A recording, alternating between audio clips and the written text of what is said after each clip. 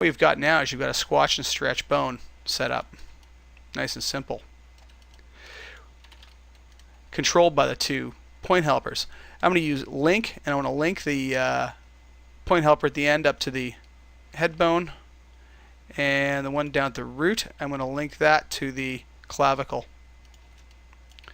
Now for the one in the chest, same thing. So pick the one in the main bone. Look at constraint to the point helper. Set the up node.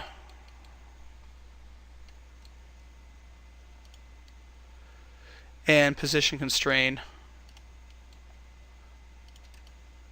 the nub bone, and once again, nice stretchy bone. Child end's going to get linked to.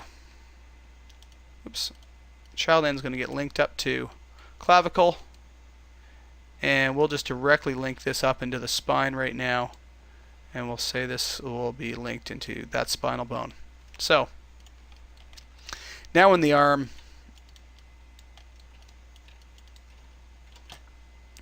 raises, you can see those bones stretch. Oops, we didn't parent the end of the root bones. So the root bone should actually get parented back to the point helper at the end as well, of course. Point helper at the end, there we go. So now it'll lift.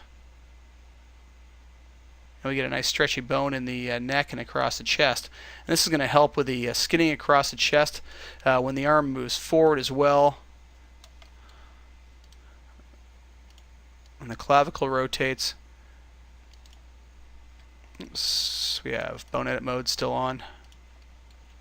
So nothing was working. So now you can see the chest bone collapsing, neck bone working nice. And we can even add them down through the back. In areas to drive other muscle systems. You can use these for biceps, down in the forearms. You can use them just about anywhere to allow you a little bit better skinning. So now that we've added those, one of the nice things about Max is adding new bones to the skin modifier is just simply as easy as saying add bone.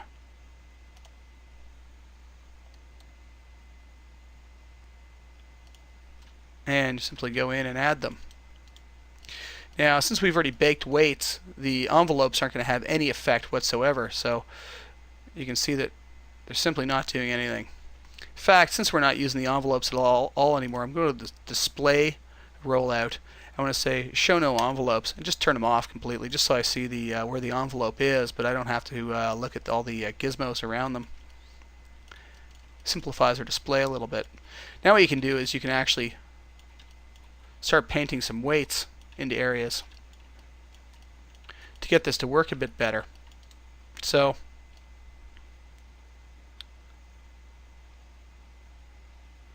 get to the point where it lifts. Let's go in and actually do some paint weights on this now and start painting in some weight for this muscle.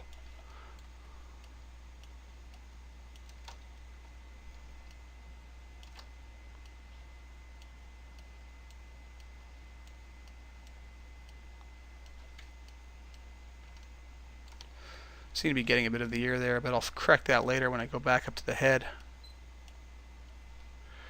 So I should be able to get some nice movement now. As the head rotates, you can actually see that muscle starting to take effect and actually looking like it contracts a bit. When the arm lifts as well, and the clavicle goes up, it actually compresses it nicely up out of the way as well.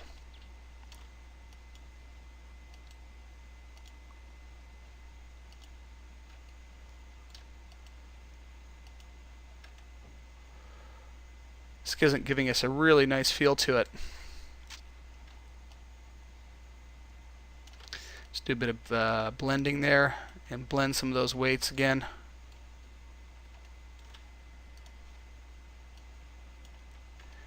Just to even them out.